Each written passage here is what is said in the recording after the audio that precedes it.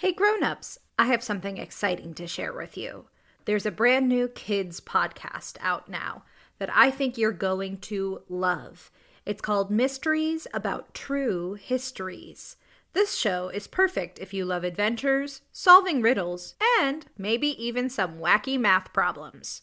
But I need a little help from some new friends to tell you more. Max and Molly, take it away.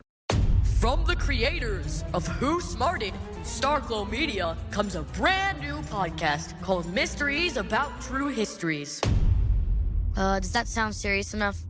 Max, we only have 30 seconds for this promo. Just tell them how your mysterious aunt recruited us into a secret order of problem solvers who travel time and have epic adventures.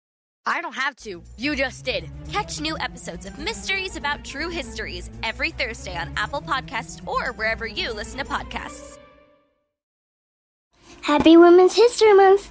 I'm Blake, and my hero is Amelia Earhart because she was the first woman to fly over the Atlantic Ocean. Hey, Tailblazers! I'm Rebecca Cunningham, and this is Girl Tales, a kids' podcast of feminist stories for a new generation.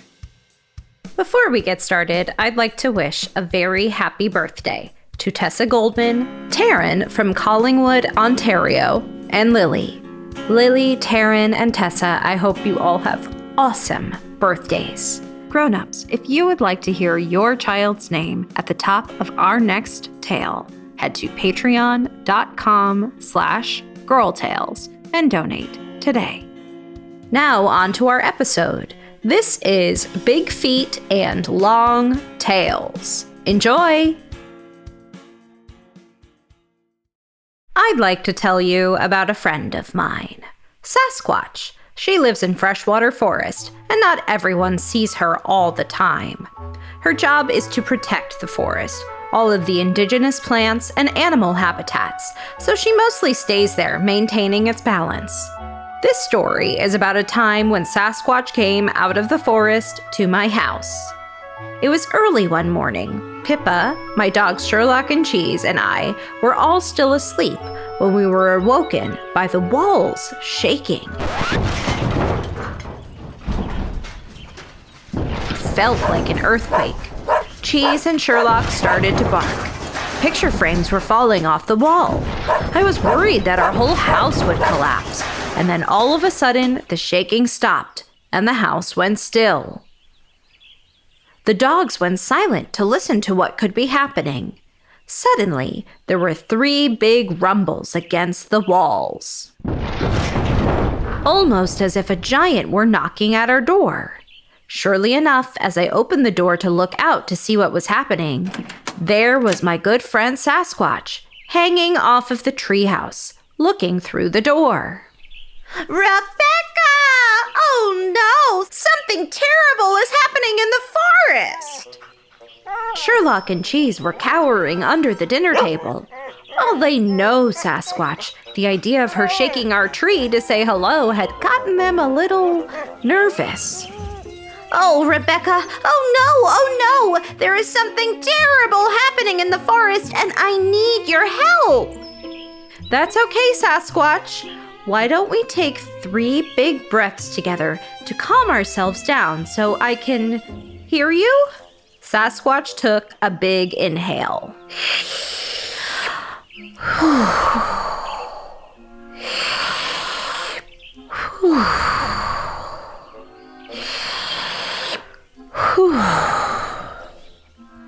Cheese and Sherlock were brushed across the floor as she sucked all the air in, making almost a vacuum. Sasquatch isn't the largest friend in freshwater, like Paula Bunyan, but she is very powerful. And when she's worked up like this, it's not just her feelings that feel big. When she exhaled, the dogs began to brush back across the floor. I have never seen her so upset. Usually she is so gentle. How are you feeling? I asked her. Sasquatch looked much calmer now. Her volume was lower and her breath was much more steady, but one big tear was falling from her eye, and it landed right at the front of our door, making a big puddle. Sherlock and Cheese started to lap it up. Oh, Rebecca, I have been hearing all of these scary and awful rumblings around the woods. Which was a funny use of words, as she just came rumbling up to my house. It's about this awful beast that roams the forest, knocking down trees and stirring up flower beds, ripping up bushes and scaring away all of the squirrels, foxes, moles, and bears. And I keep hearing people tell these stories of this beast living in my forest, our forest, that is destroying all of our land, plant life, and affecting all of the animals' homes. I wasn't sure about this story, not having heard it myself, but seeing Sasquatch so shook up, I feel like I had to help her investigate. Well, Sasquatch, what do you think this could be about? Have you seen any of these events that everyone else is talking about? And again, she began to roar and cry, getting very overwhelmed.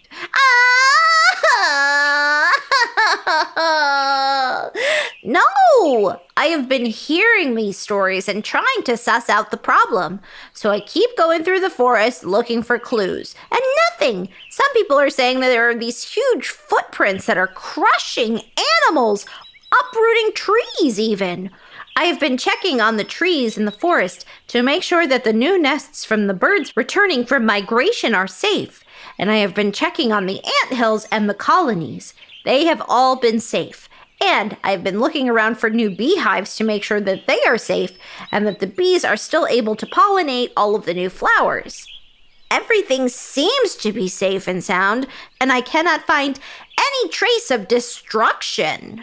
Sasquatch looked so forlorn. Usually she does such a great job of taking care of her forest that the idea of a monster being around that she cannot find any sight of was really making her upset, making her lose hope and feel like she'd been failing at her life's work.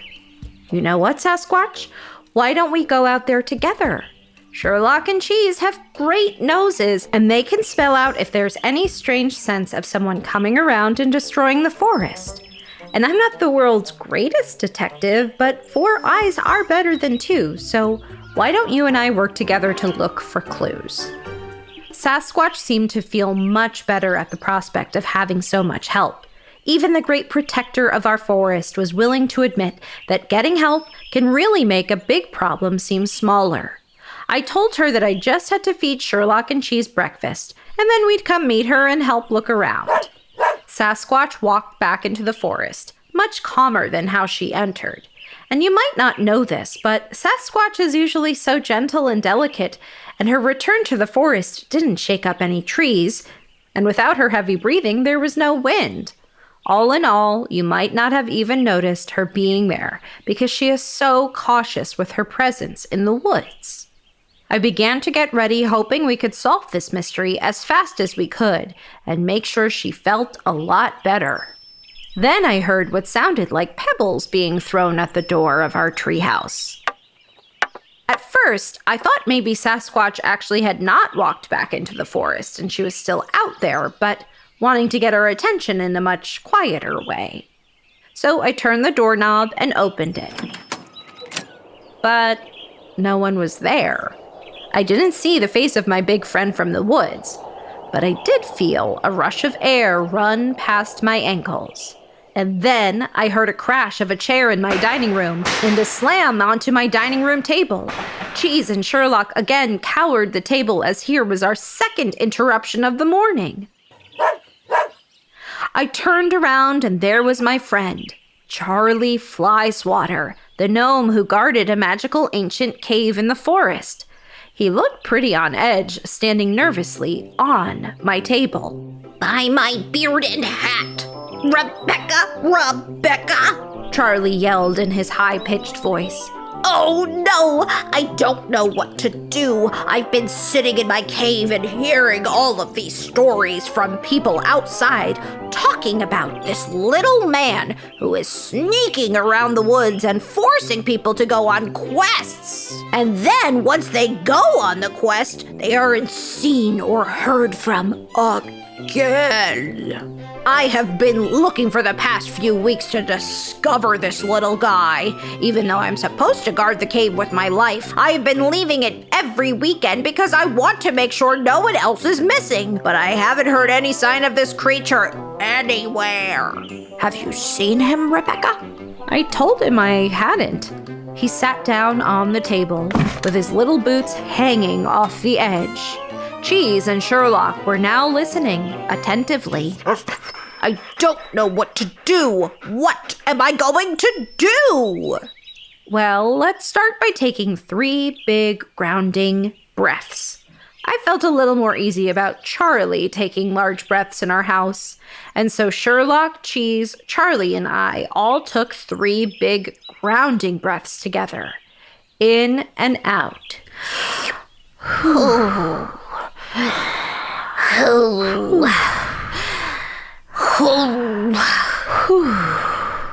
Charlie's breaths were a little short still, so we all took an extra one together. In and out.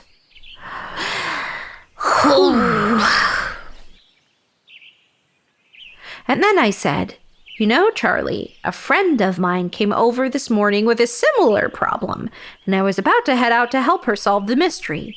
So maybe you can come with us into the forest and we can all look for this mysterious creature together? Oh, well, maybe. I think that's a good idea.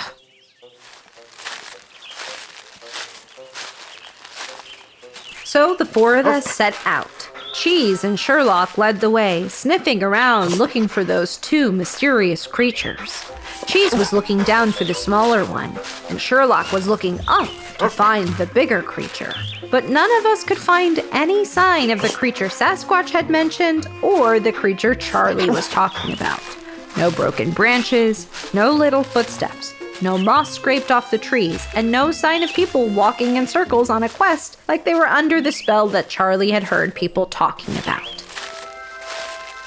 And then we stumbled across a small hill of flowers. They were newly blooming as it was spring, and they were all safe and protected with no sign of being trampled. Next to them sleeping was our friend Sasquatch. Sasquatch perked up from her nap, and Charlie yelled out, "Sassy! It's so great to see you, my friend. I haven't seen you in months. Where have you been?" And Sasquatch responded, "Oh, Chuck, boy, am I glad to see you. Hi, Rebecca, Sherlock, and Cheese. It's such a gift to have so many friends in the forest today. Chuck, we haven't seen each other in a while, but maybe that's because you are usually spending most of your time in your cave? I know you tend to keep to yourself." "Well, of course that's the reason.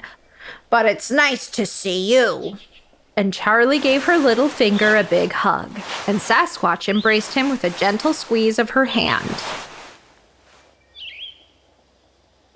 We all settled into a circle on the soft forest ground as Sasquatch retold her story about the big, wicked giant roaming the forest. Charlie told her his story about the terrible little creature running around the woods making people go on quests. As they kept talking, Charlie, Sasquatch, and I began to notice some of the commonalities in their stories. Sasquatch said, "You know, Chuck, the story you are describing seems very odd, because I don't know anyone who has seen someone around the forest who sounds like your description, except for you." Charlie immediately was offended. "What do you mean? You know that I don't." Charlie started to ball up and get a little upset, and then he thought for a moment and said, "When I hear your story about a giant beast shaking trees and trampling the ground, I might think that were you. You are the only one in the forest I know who is so tall and could make such a mess just by walking. Not that I would think you would ever do that." Sassy started to get upset at the thought, and Charlie began to apologize. All 5 of us sat there and considered these ideas. We listened to the birds chirping through the trees and the sound of the gentle breeze through the leaves. Then I spoke up. "Hey, Charlie, you did send my friend Una on a magical quest through the cave when I was a kid. That's how she got her pet unicorn, Nikki. Do you remember? Of course I do. And you do happen to be a little man who some might consider to be pretty mysterious. You've guarded a dark and magical cave for thousands of years, after all. Charlie burst out in defense. But, I only sent her on that quest to make sure she was someone who could be trusted with magical creatures. I didn't want anyone to get hurt. I knew Charlie could go on, but to help make the point, I kept going with my explanation. And you, Sasquatch, describe a large creature who has the ability to hurt the magical forest you live in. There might be people who hear about a creature so powerful and awe-inspiring like yourself, and they imagine that creature is very scary. Sasquatch broke out. But Rebecca, I would never hurt this forest. I stay here to protect it, and the only time I make my presence known is to show a worthy friend about how to best take care of our shared earth and guide them on how the living, ground, animals, and spirits of our woods are worth protecting at all costs. Charlie seemed to get it as he watched his friend defend herself. Wait a second. You really believe anyone would think that Sassy is wicked? Sasquatch began to understand as well. And you think someone could think that Chuck has a scary bone in his body? They both broke out in enormous laughter. Oh, brother, that's hilarious. That's the most hilarious thing I have ever heard. Who could think such a thing? Sassy? Scary? What a silly story.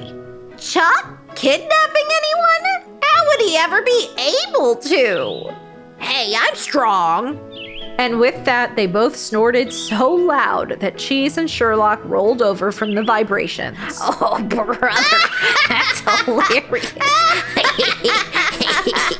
But who would make up such strange stories about us both? And why would they assume we are wicked? I tried to explain that sometimes people, especially people from outside of Freshwater, who have never experienced a magical community like ours, hear about something new that they are not used to, like a small gnome who lives in a fantastical cave, or a large being who protects our planet and forest. They don't understand how something so amazing like these two creatures could exist. They've never seen anything like it. Some people don't know how to be curious. They decide that if something they've never heard of could really exist, then it must be bad. Of course, if some of the people from outside Freshwater met either of you, they'd understand that you are just protecting our forest, land, and town, and they'd never think you were wicked or terrible. Unfortunately, not everyone is willing to use their imagination. What can we do to help them understand we're not scary? That's a very good question.